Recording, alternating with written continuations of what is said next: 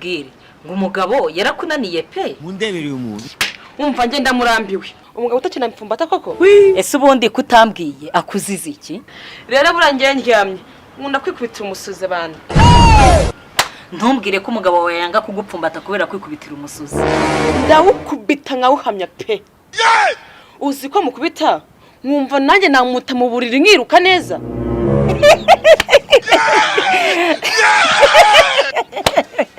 nanjye ndi umugabo wawe naguta mu buriri nkigendera rwose ese ko mbona usika nkaho nta kibuno ufite